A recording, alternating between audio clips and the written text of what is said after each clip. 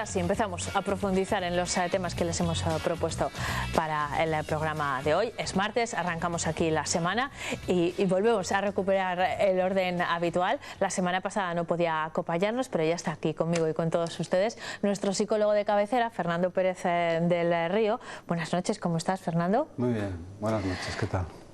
Vamos a hablar de un tema que seguramente, así de primeras, parece duro, complicado, y sin embargo creo que es muy importante que hablemos de él. Creo que como sociedad deberíamos hablar más de este tema y sobre todo de cómo se está transformando, porque al igual que otros aspectos de la vida, de la sociedad, se están transformando muy rápidamente, el de hoy en particular. Vamos a hablar del duelo. Fernando, cuando hablamos de duelo pensamos en el proceso que sigue a una pérdida, normalmente a una muerte, pero no solo nos referimos al proceso que va después de una muerte. Podemos tener pérdidas de otro tipo, ¿no? Claro, hombre, serían como dos campos. Uno es el de la despedida, el acompañar a alguien cuando fallece, que sí que estas últimas décadas, igual que hay un protocolo para nacer y unos pasos, también cada día se habla más en cómo acompañar en estas fases finales. Pero el duelo es cualquier cambio en la vida, es decir, una crisis de los 40, un cambio de domicilio, un cambio de trabajo. Perdón, pero es verdad. Puede haber una crisis de los 40, un cambio de trabajo, una ruptura de pareja. Sí, mira, es que la semana pasada di un curso, un taller, a una entidad, no sé si se puede decir el nombre. Sí, claro que sí. Bueno, que trabajan con gente que fallece, gente que tiene VIH, enfermedades, ¿no? Y era un equipo de 10 personas, porque claro, este tema había que trabajarlo porque ellos despiden a gente, igual que una persona en una residencia, y lo tienen ahí y sufren y cogen cariño a la gente. Y para eso hay que prepararse también. Claro, un poquito sí. Lo que se dice, igual que en la psicoterapia, es bueno tener un cierto análisis personal.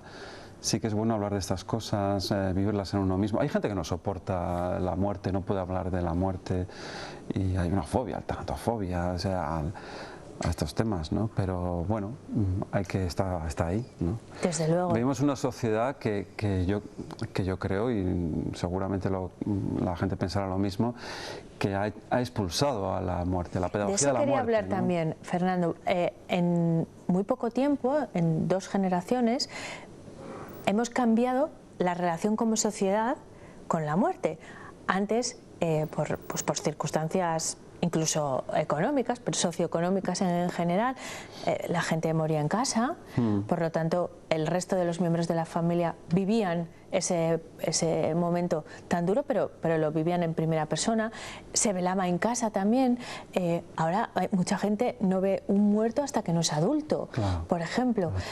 Y esa pedagogía a la que tú te referías, ¿es más saludable si lo vemos desde siempre, si lo integramos en la vida, claro, incluso social, o no tiene nada que ver, o es mejor? Hay pedagogos que hablan de que no existe esta pedagogía de la muerte. Fíjate, la directora de la Casa de la Encina, una amiga, ella cuando alguien va a fallecer se queda con él toda la noche, ¿no? Le acompaña hasta que se va. Dice que es un momento muy rico, las personas se abren, comparten, pero esto nos suena raro hoy, pero antiguamente se hacía así, hace 3 o 4 décadas. Nuestros abuelos, ahora la gente ya no fallece en su casa, ¿no? Fallece en las residencias, en los hospitales, ¿no? Y también era un elemento del pueblo, iban a visitar a su casa, de los pueblos vecinos, ¿verdad? Yo creo que mucha gente claro, lo recordará, ¿no? De sus propias vivencias. Y yo creo que además en el medio rural eso ha sido más reciente, porque los tanatorios han llegado más tarde también, claro, ¿no? Efectivamente. Entonces los niños también se habla de que esto no lo viven, no van a un funeral, no se les lleva. Habría que preguntar por qué, ¿no? Como que se les evita este tema. Entonces, bueno, pues algunos dicen que es bueno tener mascotas para que entiendan el ciclo de la vida y la muerte. Las nuevas tecnologías, al final, alguna vez en estos videojuegos que alguna vez hablamos, no existe el tiempo, no existe la enfermedad, no existe la vejez, no existe el dolor, ¿no? Pero bueno, es algo así, es el proceso de la vida. Y hay gente que está más preparada. Mira, te puedo contar un ejemplo. Claro. Me acaba de venir una persona que viene a la consulta de 80 años y decía, yo estoy preparado para morir, ¿no? Pero estaba sufriendo mucho porque sus hijos y sus nietos estaban llorando todo el rato.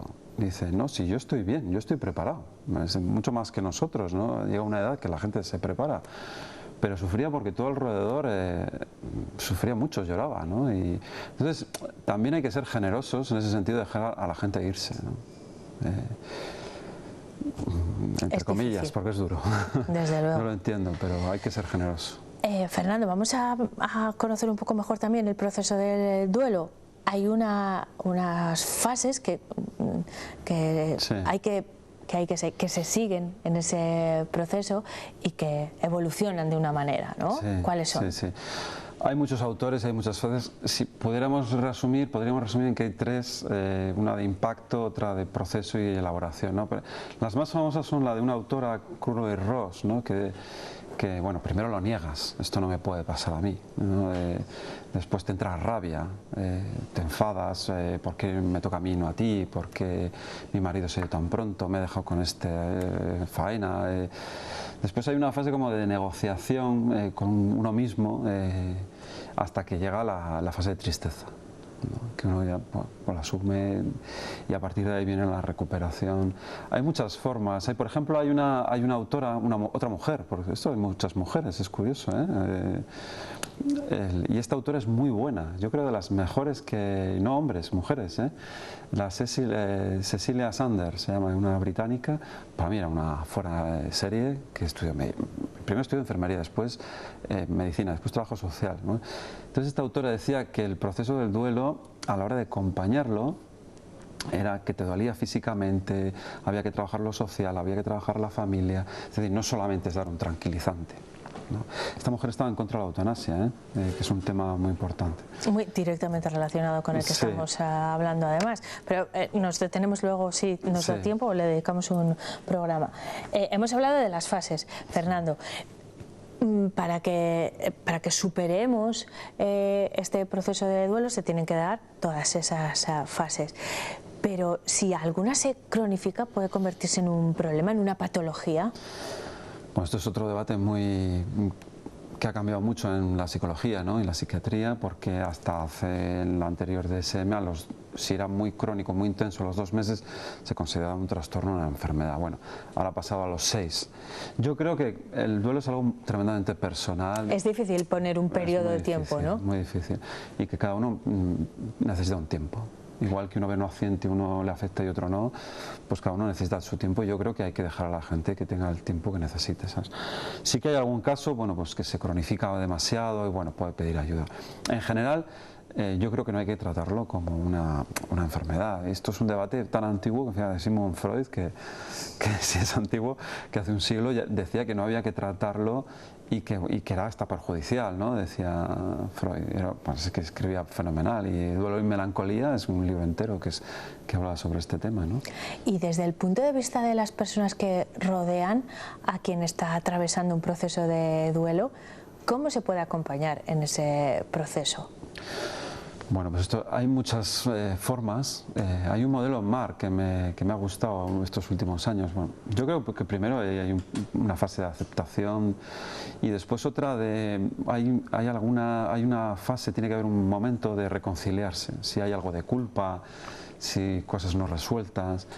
Por ejemplo, estas expresiones, no llegué a su entierro, no le pude decir. Hay que renegociar un poco con uno. Sobre todo las cuestiones de la culpa y la vergüenza y todo esto, ¿no? Después también creo que es importante vincular la rabia con el dolor, ¿no? Que muchas veces la rabia que sentimos tiene que ver con el dolor que siente la gente, ¿no? Sanear todas estas cosas, y después yo creo que hay algo que a mí me parece casi la clave, que uno tiene que pensar.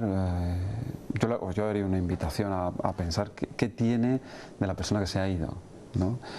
Qué valores el legado, que se dice, que no es algo material, porque al final cuando la gente le preguntas por esa persona que se ha ido, yo no conozco ningún caso que te diga algo material, ¿no? Entonces aprendí estos valores, me contagió esta forma de ser, aprendí esto, ¿no? Que es realmente lo valioso, saber que llevamos algo de todo el pasado, ¿no? De toda la gente que nos ha dejado. nos hemos ido a los duelos de pérdidas, pero bueno, al principio bueno, decíamos que seguramente es el más grave, pero hay cambio, otros tipos de duelos. Claro, también, hay duelos ¿no? múltiples. Yo hace 2 años cambié de trabajo, de pareja, de amigos, de todo, ¿no? A otros son duelos continuados de que va perdiendo a su padre porque tiene Alzheimer poco a poco, ¿no? ¿Y ahí cuándo se produce el duelo, antes o después? Claro, estos serían duelos anticipatorios, que se dice, ¿no? De los muchos tipos, este es uno que cuando llega, bueno, pues ya lo has hecho hace años, ¿no? Pero que es muy lento y poco a poco la gente te lo dice, ¿no? Ya no me reconoce, cada día pierdo a mi madre, cada día pierdo a mi madre, a mi padre, y es muy lento, muy triste, y hay algunos de golpe, hay otros sociales, etcétera, hay de muchos tipos. Bueno, se nos ha acabado el tiempo, como siempre. Tenemos que retomar algunos de estos temas que han ido apareciendo alrededor del duelo, Fernando, porque son muy interesantes y porque nos acompañan a lo largo de la vida, y yo creo que son esenciales, y además también desde el punto de vista de la inteligencia emocional, que siempre también acabamos hablando de las emociones, ¿no? En diferentes fases de la vida. Así que retomamos alguno de estos. No será la próxima semana. La próxima semana hablamos de un tema que yo creo que toca hablar de las novedades en drogas. Es muy importante, que hay muchas novedades, ha salido la encuesta nacional y tenemos que analizarlo un poco. Vale, pues hablaremos de drogas y de cosas a las que estar atentos, pero eso será el próximo martes. Te esperamos entonces. Muchísimas gracias, Fernando, como siempre. Y a ustedes les espero después de actualizar la información del día. Condensamos la actualidad en 2 minutos en formato express.